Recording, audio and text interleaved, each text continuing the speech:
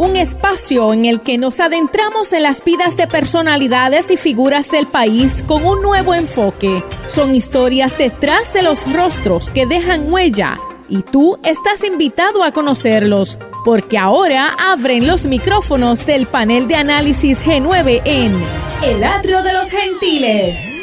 Bienvenidos a esta edición del programa El Atrio de los Gentiles, que se difunde a través de esta estación radial y de los medios de comunicación electrónica de la Pontificia Universidad Católica de Puerto Rico.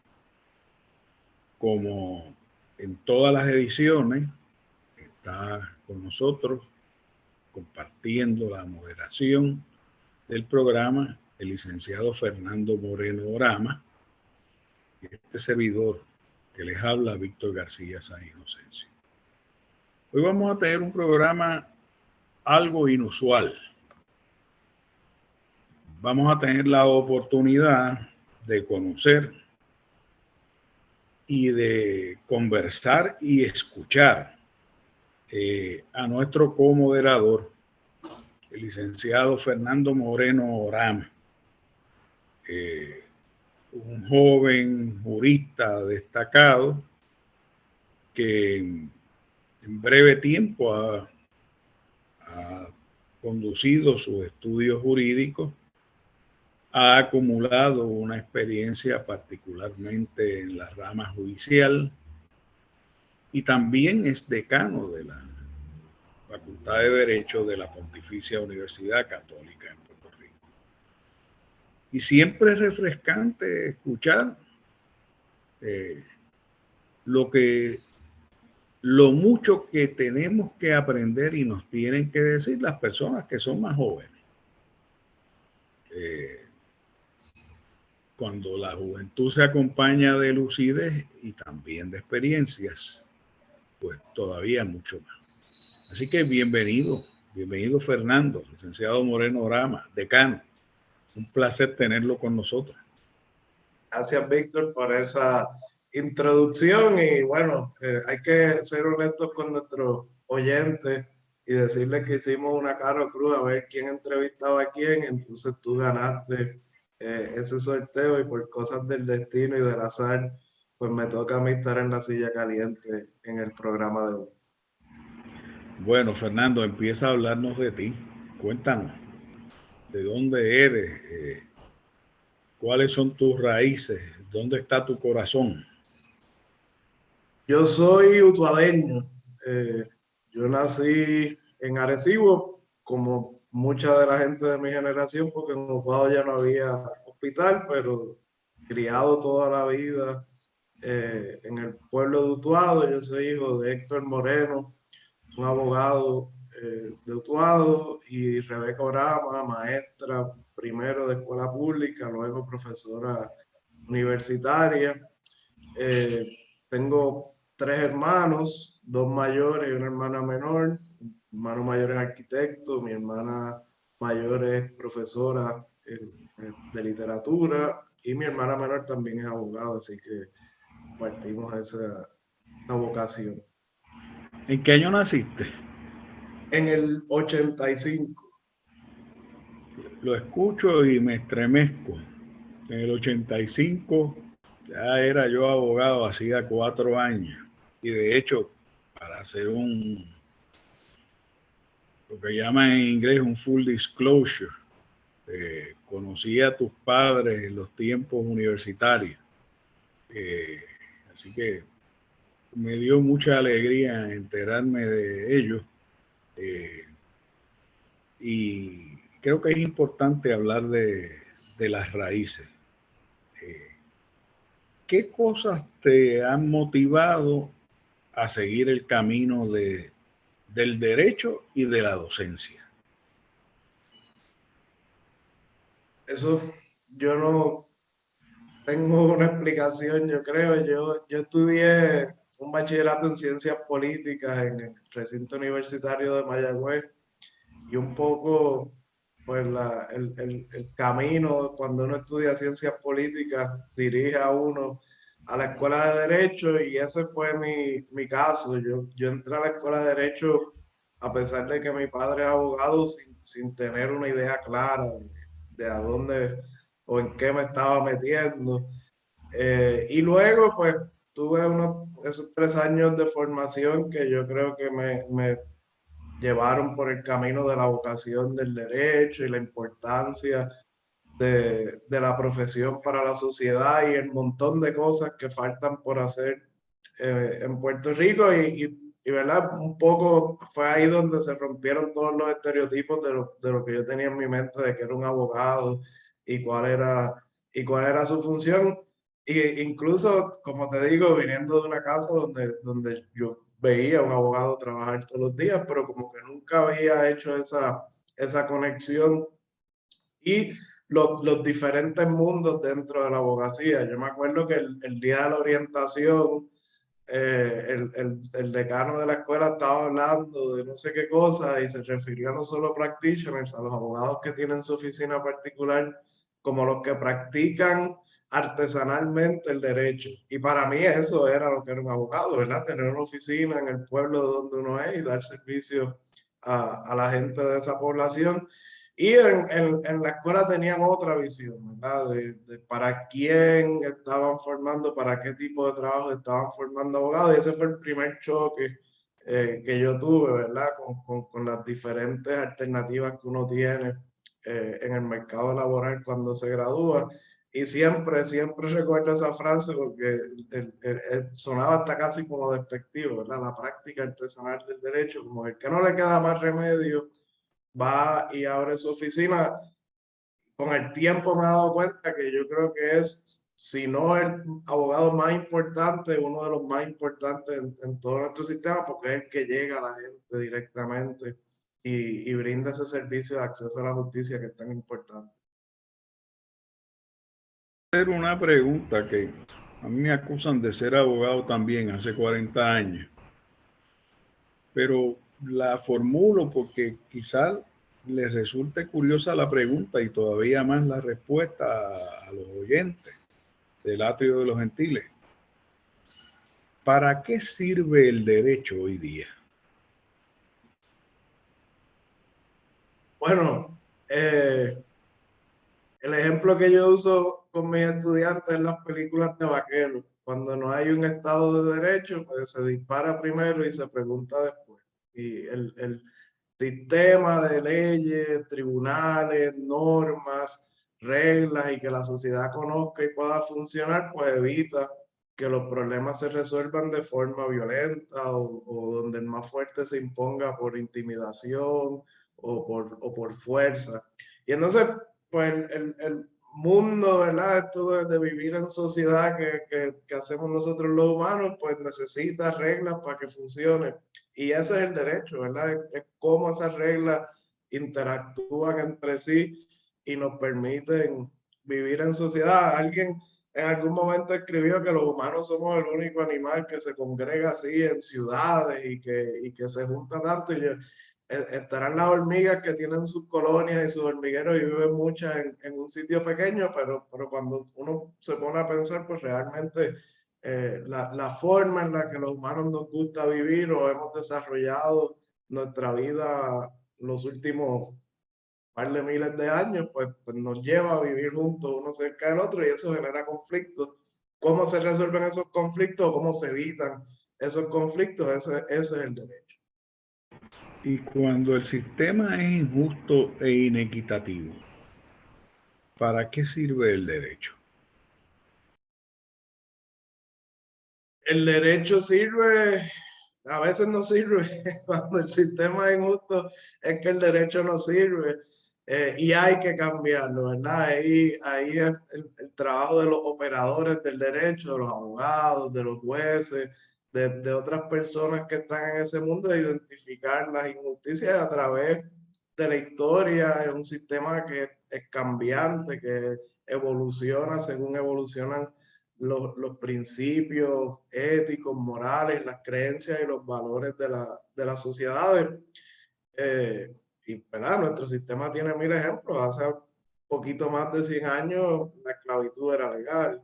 hace poquito menos de 100 años las mujeres no podían votar, y eso son injusticias palpables, ¿verdad? Y el derecho las perpetuaba, el derecho las reconocía como cosas que estaban bien, como bienes, los esclavos de algún propietario, y como que las mujeres pues, por nacimiento nunca iban a tener ese derecho al voto, y las cosas fueron cambiando. Así que el derecho a veces perpetúa injusticias, pero el trabajo de las personas que estamos entrenados en el mundo del derecho, pues es identificarla y tratar de romper.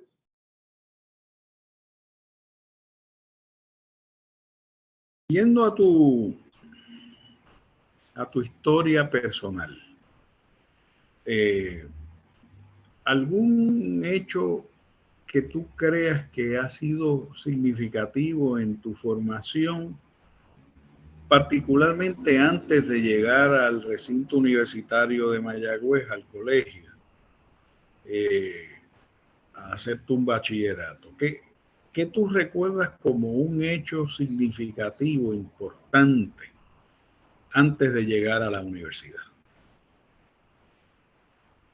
Yo estudié toda mi vida, desde primer grado hasta cuarto año, en el Colegio San Miguel de Utuado, que ya no existe como institución educativa, pero tenía la particularidad de que era un colegio de frailes capuchinos.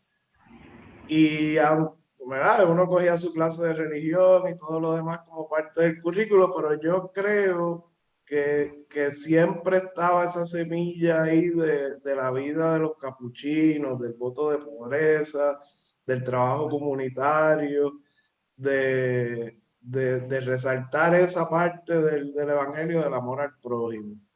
Y no era algo que forzaban a uno, ¿verdad? Sino que uno lo veía con el ejemplo, con los maestros de la escuela, cómo laboraban y la pasión que tenían por la educación y la enseñanza. Y yo creo que esa formación, ¿verdad? Mirándola ahora con un poco de tiempo, de distancia, esa formación sembró algunas semillas importantes, ¿verdad? Que se fueron conectando con otras experiencias luego en el colegio y en la Universidad de Puerto Rico. Háblame ahora del bachillerato en ciencia política. ¿Querías ser político? No, no, jamás en la vida. Yo, yo entré a Mayagüez a estudiar biotecnología industrial y duré un laboratorio de química. Me di cuenta que eso no era para mí, ni yo era para esa carrera.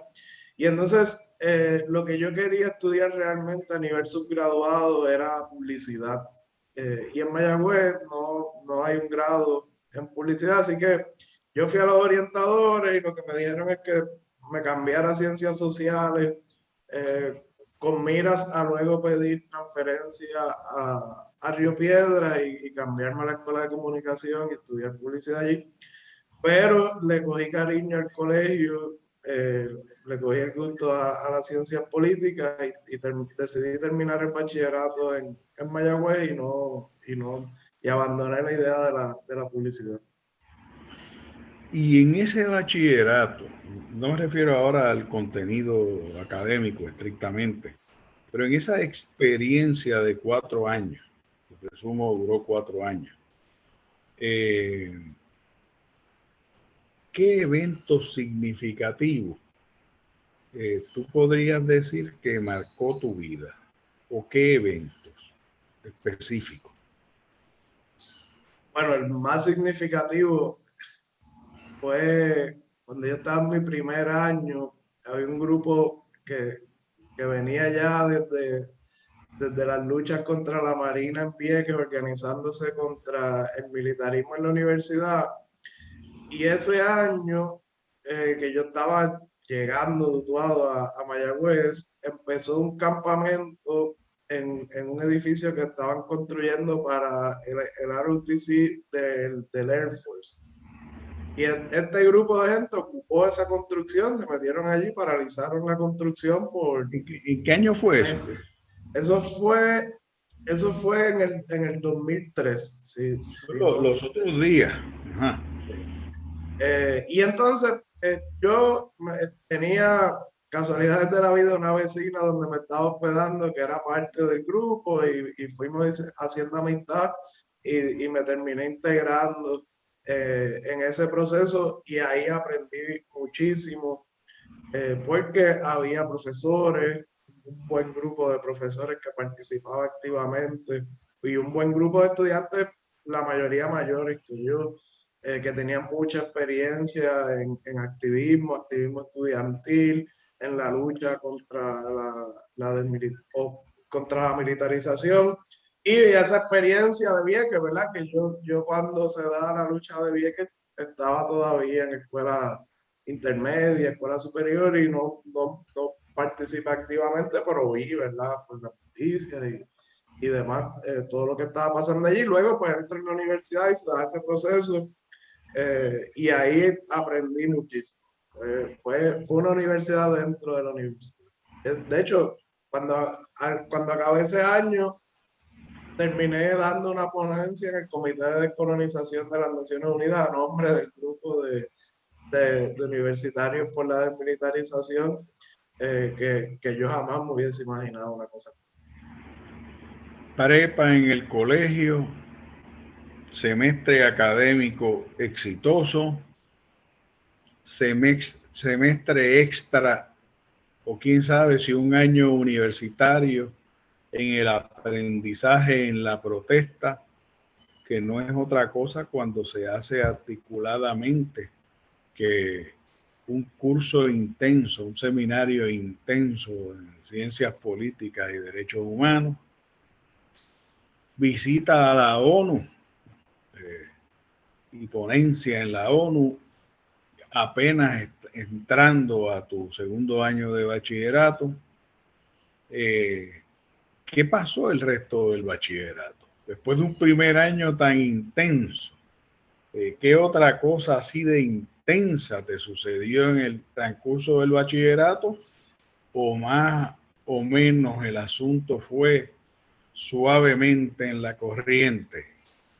No, ya después de ahí fue cuesta abajo, claro, siempre me mantuve activo en Mayagüez en organizaciones estudiantiles y pendiente a ciertas causas eh, que me interesaban entonces, pero así de experiencia única fue ese primer año. Y de repente llega el cuarto año, te gradúas de bachillerato, solicitas a derecho. Atrás quedó la publicidad, atrás quedó la idea de estudiar y vas a derecho y te aceptan en la Escuela de Derecho de la Universidad de Puerto Rico, vas a Río Piedra. Voy a Río Piedra. Lamentablemente para un colegial nunca es fácil esa transición, pero no había remedio ahí. No, y estoy seguro que en el recinto de Río Piedras lo comprenden enormemente y lo reciben dándose cuenta que es un salto grande hacia arriba, desde el punto de vista de los de Río Piedras. Entonces llegaste a la Facultad de Derecho. Y la Facultad de Derecho es otra cosa. ¿Qué fue lo primero que te chocó de la Facultad de Derecho? Bueno, te lo dije ahorita, lo de la práctica artesanal, ese fue el primer encontronazo, pero yo llegué muy inseguro, yo no sabía si yo pertenecía, ¿verdad? De estos mitos que uno escucha de la Facultad de Derecho, de lo difícil, de la rigurosidad.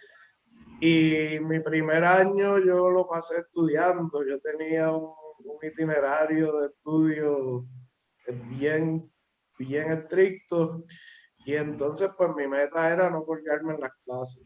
O sea, yo no aspiraba a sacar A, yo no aspiraba a hacer la nota más alta, a impresionar a nadie, yo simplemente no quería ser el muchachito dutuado que llegó allí, sacó 5F en su primer semestre y lo botaron. Así que yo me dediqué ese primer año particularmente a estudiar. Pero no era tan fiero el león como lo pintaron, evidentemente. Y por otro lado, tú no eras ajeno al recinto de Río Piedras. Tus papás habían estudiado allí. Eh, yo fui contemporáneo, más o menos de ellos, allá en ciencias sociales. O sea, no era ese mundo desconocido, ¿verdad? Sí, no, yo te digo, yo conocí algunas cosas, pero no era, yo no tenía un conocimiento de qué esperar en la escuela. Yo sabía que era un programa riguroso, y a eso fui, ¿verdad? Y entonces, pues, eh, en Mayagüez hay un cambio entre lo que uno hacía en la escuela, la Facultad de Ciencias Sociales, y lo que viene a hacer uno a la Escuela de Derecho. Son dos mundos completamente diferentes y toma un tiempo ajustarse. Yo solo digo a los estudiantes que se admiten acá en la Católica, yo les digo, este semestre, el primero particularmente, un semestre de ajustes, porque todo cambia, la forma en la que uno estudia, contenido, la dinámica en las clases, lo que los profesores esperan. Es un mundo completamente diferente, y si uno no se prepara, pues al final y era, ya yo creo que ha ido cambiando, pero en aquella época me imagino que igual cuando tú estudiaste era un examen al final del semestre, así que uno iba por ahí casi con unas vendas puestas, en diciembre uno cogía esos exámenes y era todo o nada, pasaban las clases o te colgaba sin ningún tipo de barómetro de cómo uno iba en el proceso, así que eso añadió un nivel de estrés al asunto que gracias a Dios la educación jurídica ha evolucionado y ya hay otros métodos de evaluación y de avalúo que el estudiante en el proceso pues tiene una idea de por dónde va, y no tiene que esperar a ese examen final y apostar ahí a ver qué pasa. Te estoy haciendo estas preguntas porque yo estoy seguro que los que vayan a estudiar Derecho les encantará ver esta entrevista cuando se guarde en las redes para ver entrevistado a su decano de Derecho, que a su vez probablemente los entreviste. Yo soy de Río Piedras, de la UPR, Bachillerato y Leyes, y sé que la filosofía que imperó en mi época, no sé en la tuya, era una especie de filosofía de campamento espartano. Ahí te tenías que formar y se separaban los que eran desde el punto de vista sistémico, aptos para una profesión dura, y los que no estaban aptos para ello. Tengo la impresión de que esa tradición siguió y llegó por lo menos hasta tu tiempo, y tú entraste por lo menos 20 y pico años después que yo, ¿verdad? Pero a diferencia de esa visión espartana, corporativa, ruda, de Aldegüello,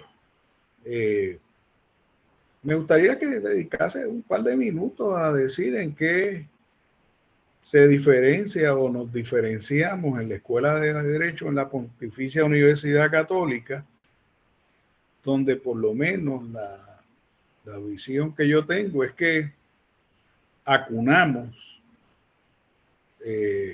y nos hermanamos a los futuros colegas en una formación en la sensibilidad y en la racionalidad jurídica también. ¿Cómo tú lo describirías? Eso te lo contesto, Víctor, después de la pausa. El atrio de los gentiles. Regresamos a esta edición del atrio de los gentiles. Me habla Víctor García San Inocencio, y hoy tengo el tremendo privilegio de estar conociendo un poco de la vida, vivencias, saberes del comoderador de este programa, el licenciado Fernando Moreno Brama, quien también es decano de la Facultad de Derecho de la Pontificia Universidad Católica de Puerto Rico. Y habíamos dejado antes de la pausa una pregunta que establecía necesariamente un contraste. No quiero poner al decano en una situación, ¿verdad? Pero comparaba yo el tiempo de información en la Escuela de Derecho en Río Piedras y el suyo, y lo describía como una especie de campamento espartano, un poco rudo, para separar a los aptos y no aptos de entrar a una profesión dentro de una perspectiva que también es corporativa y aldehueya. Y decía que yo había notado en la Escuela de Derecho de la Universidad Católica, donde he impartido clases, una visión distinta, una visión más solidaria, más afectiva, más de acompañamiento al estudiante. Y me gustaría que Fernando nos hablase de eso y de si hay algún contraste. Hay contraste.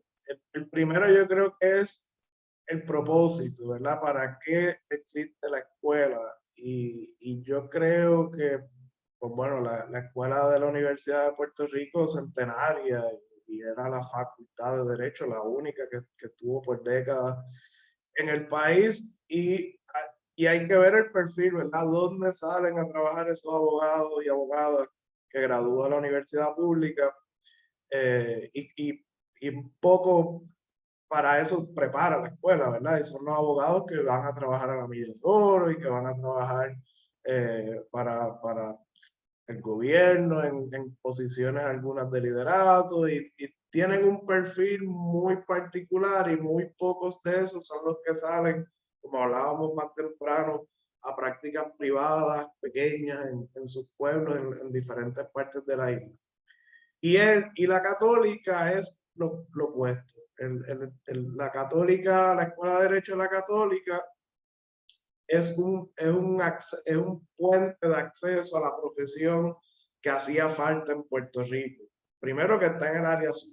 La gente que está geográficamente lejos del área metropolitana no tiene opciones de estudio. O vas a San Juan, donde estaba la escuela pública y ahora está también la interamericana, o no estudias Derecho, ¿verdad? Así que geográficamente la católica ya ahí rompe el molde. Y además de eso, es una escuela que por su visión y misión católica ha buscado dar servicio a las comunidades que le quedan más cerca, y nuestros estudiantes, el 60% de nuestros estudiantes son del área sur, y aquí no contando de Guayama hacia el oeste y en el oeste de Rincón hacia abajo. Así que sur-suroeste es la mayor parte de nuestra población estudiantil, y sabemos que históricamente esas personas vuelven a sus pueblos. Así que si en Maricao hay abogados, probablemente gracias a la Universidad Católica. Si en San Sebastián, en Mayagüez, en Las Marías, en todos esos pueblos, en Peñuelas, Villalba, hay servicios legales y hay personas que se dedican a la profesión legal desde esos espacios. En gran medida es gracias a la católica. Y entonces, partiendo de esa visión, pues nosotros tratamos de formar al estudiante de una manera completa. Y no queremos caer en eso del sálvese quien pueda, de estudia y mira a ver qué vas a hacer, sino que la católica ha invertido tiempo y recursos en tener un programa sólido de apoyo académico, de acompañamiento a los estudiantes en las labores fuera del salón de clase, y lo mismo la mentalidad de los profesores, ¿verdad? Los profesores de la Universidad Católica saben cuáles son las destrezas más importantes que necesita un abogado que va a ir probablemente a litigar desde la práctica privada, y partiendo de eso, pues preparan a nuestros estudiantes, y se le da esa formación completa, ¿verdad? No es una competencia de sálvese quien pueda ver quién sobresale de este grupo, sino que se busca acompañar al estudiante y que tenga las herramientas a lo largo de los 3 o 4 años de estudio para que pueda cumplir con su meta de graduarse como abogado. Me gustaría hacer una última pregunta en este renglón y no quiero poner palabras en tu boca. La afirmación la voy a hacer yo. pero a mí me da la impresión de que la Escuela de Derecho de la Universidad de Puerto Rico, de donde soy orgulloso egresado, es una escuela neoliberal, de mucho más corte corporativo y de realmente orientada a cosas que todos los países necesitan, pero el país necesita otros énfasis también. Y que la Escuela de Derecho de la Universidad Católica de Puerto Rico es una escuela mucho más social y comunitaria. Me gustaría que, siguiendo la línea anterior de pensamiento que traía, abundaras en esto. Sí, si no existiera la católica, en Puerto Rico hay activos, según la última encuesta, alrededor de 10,000 abogados. Si no existiera la católica, probablemente una tercera parte de esos abogados no serían, ¿verdad? Nunca hubiesen podido acceder a una educación, nunca hubiesen podido formarse, nunca hubiesen podido graduarse, revalidar y tener sus prácticas. Y es un balance, ¿verdad? No, yo creo que yo no veo a las otras dos escuelas como competencia. Yo creo que cada cual tiene lo suyo y cada cual contribuye desde su esquinita a la profesión jurídica. Y lejos de verlo como competencia, lo veo como un ecosistema, ¿verdad? Si las tres estuviésemos haciendo lo mismo, pues sería pobre el trabajo que estaríamos haciendo, porque estaríamos mandando a todo el mundo por el mismo camino. Y el hecho de que haya diversidad en los enfoques, pues permite tener una comunidad jurídica más rica, ¿verdad? En experiencias, en historia, en bagaje cultural de quienes están practicando la profesión, no importa desde qué puesto se desempeñen, ¿verdad? Y en ese sentido, pues hay que empezar a ver la escuela como parte de ese ecosistema que incluye los bufetes, pero también incluye asistencia legal, incluye a los jueces, y es un mundo más amplio que entre todos nos necesitamos, ¿verdad? Los tribunales necesitan las escuelas, porque si no se forman abogados, pues los tribunales no funcionan. Y necesitan que haya profesores investigando materias, porque el abogado de la práctica del día a día no tiene tiempo para estar pensando en asuntos y profundizar sobre temas y escribir el Código Civil, por ejemplo. Eso requirió decenas de profesores de derecho de las tres escuelas en un periodo de 20, 30 años para redactar el código, y ahora está en un proceso de esas mismas personas y otras que nos hemos insertado en la academia de repensar lo que ya se escribió para mejorarlo de cara al futuro. Así que en Puerto Rico hay este mito de que hay muchos abogados. Yo creo que no, yo creo que hay mucho trabajo para abogados. Sí, tal vez la profesión un poquito menos glamurosa de lo que era en otra época, cuando había un par y un grupito bien pequeño de abogados, pues que tenían un monopolio de la profesión, pero en la medida en que ha sido más competitiva, también se hace más accesible a las necesidades de la gente. Nos queda una cuarta parte del tiempo de este programa, unos 8 o 9 minutos según mi cálculo, y me gustaría dedicarlo a dos cosas. Primeramente, vamos a lo primero, hablando de ecosistemas.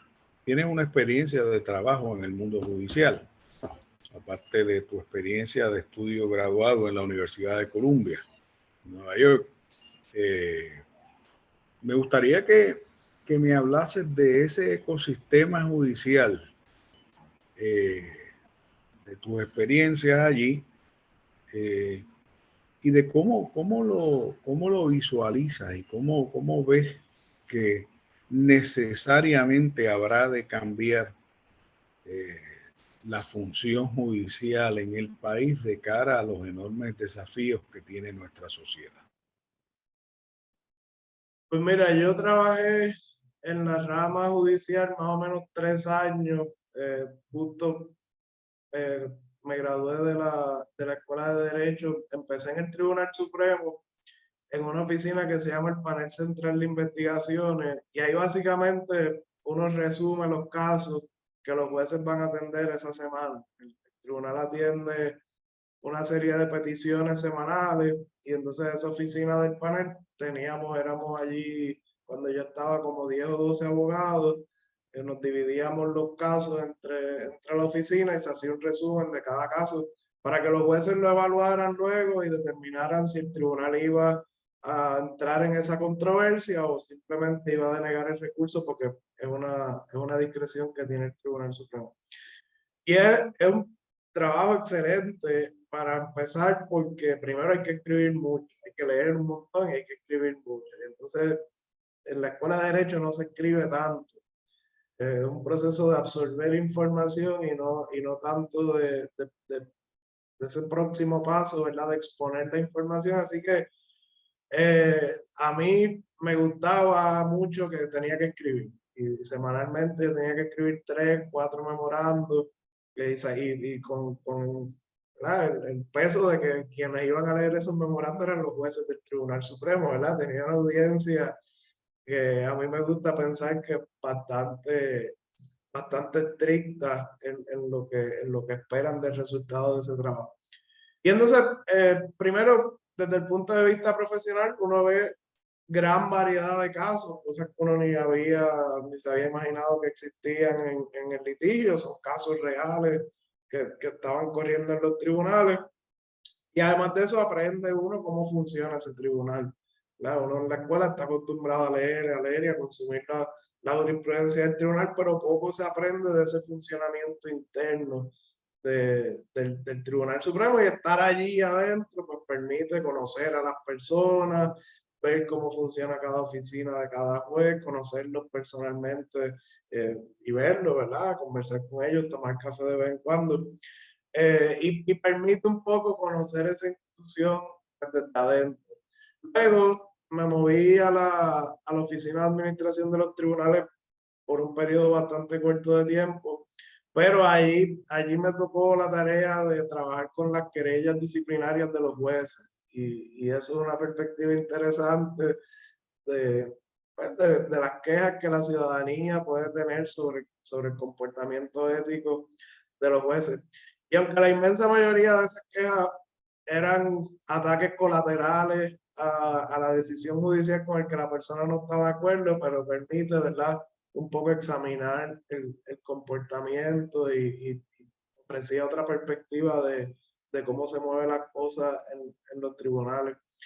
Y a mí salí de la rama judicial convencido de que tiene un ejército invaluable de personas, y no necesariamente los que tienen toga, sino las personas que trabajan en los puestos básicos de secretaría, alguaciles, son personas que de verdad hacen un trabajo encomiable. No importa quién sea el juez que vaya a presidir la vista, ni quién esté en el Tribunal Supremo, sin ese ejército de personas que están mal pagas, que tienen las mismas escalas salariales de hace 20, 30 años atrás, hacen un trabajo pero increíble y con dedicación, y gente que lleva la vida en los tribunales. Y entonces esa experiencia me pareció bonita, porque uno lo que escucha de los empleados públicos no necesariamente es positivo, o de la burocracia en las agencias, y estar allí y ver la forma como la que esas personas trabajaban me cambió la visión de lo que es un empleado de gobierno, y un empleado de gobierno de carrera, y el compromiso que tienen con la agencia en la que trabajan y la dedicación es impresionante. Decano, nos quedan un par de minutos. Usted es un hombre de 35, 37 años. ¿Qué edad tiene usted, perdón?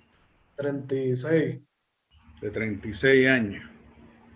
La audiencia de este programa es variada. Estoy seguro que vamos desde los 20 a los 80. ¿Qué le dice una persona que todavía le falta mucho para llegar a la mitad de su vida, a quienes estamos escuchando, y particularmente a los jóvenes en un país en donde queremos sembrarlo no solo de expectativas y esperanza, sino de logro. ¿Qué le dice usted como el decano más joven de las facultades de Derecho de Puerto Rico? Yo digo, bueno, hay que meter mano. En el campo dicen que hay que arar con los bueyes que uno tiene. Y yo creo que eso es un poco mi filosofía de vida. Bueno, hay circunstancias que uno puede resolver, hay otras que hay que ver si vale la pena o no entrar en escoger esa batalla. Pero en el Puerto Rico de hoy es eso, es trabajo de hormiga, es lo que sea que uno vaya a hacer, hacerlo bien, ¿verdad? Desde donde uno se encuentre, sin prisa, sin querer subir antes de cuenta, Yo tengo un amigo que dice que hay gente que sube como palma y se caen como cocos.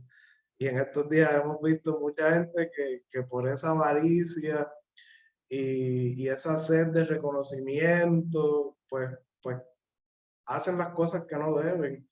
Y en Puerto Rico, yo creo que falta un poco eso, faltan más indios. Todo el mundo quiere ser cacique y falta quien haga el trabajo y quien siga instrucciones y quien se deje llevar por los reglamentos, por lo que está escrito y dé continuidad a proyectos.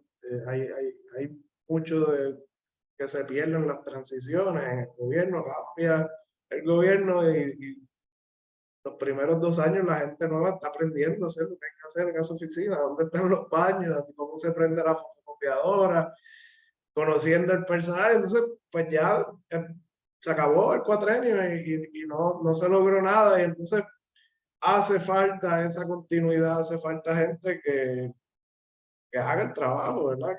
Que asuma el trabajo de hormiguita, del día a día, y tratar de construir un país mejor para todo el mundo, ¿verdad? De querer quedarnos y que la alternativa fácil no sea montarse en un avión e irse a otra jurisdicción en los Estados Unidos, sino que pues, ¿qué nos gusta de allá? Vamos a tratar de construirlo aquí poco a poco, pero requiere paciencia, tiempo, esfuerzo, disciplina.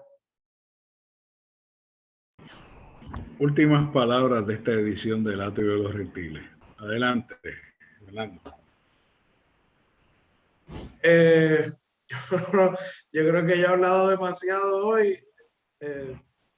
La próxima entrevista será la tuya. Yo creo que es el recibo que te toca. No, hay una larga lista de personas esperando y que necesitamos escuchar. La verdad que muchas gracias. Muchas gracias por la apertura participativa y por dejar conocer a nuestra audiencia, ¿verdad? Esas vivencias, esas inquietudes y eso que te inspira para seguir adelante. Muchísimas gracias. No, gracias a ti, pues esas preguntas no me las esperaba, así que seguiremos conversando en el Atrio de los Gentiles con otros invitados e invitadas a lo largo del año. Excelente. Bueno, esta ha sido la edición del Atrio de los Gentiles. La última del año, de hecho sea de paso. Esperamos en la próxima temporada. Gracias a todos y a todas los que han sido entrevistados. Y muchas gracias a todos los que nos han sintonizado y siguen haciéndolo a través de las grabaciones. Agradecido. Intégrate a la mesa y descubre las vidas de los gentiles. Comunícate con nosotros a elatriodelosgentiles@pucpr.edu. Queremos saber de ti. El Atrio de los Gentiles es una producción de la Pontificia Universidad Católica de Puerto Rico.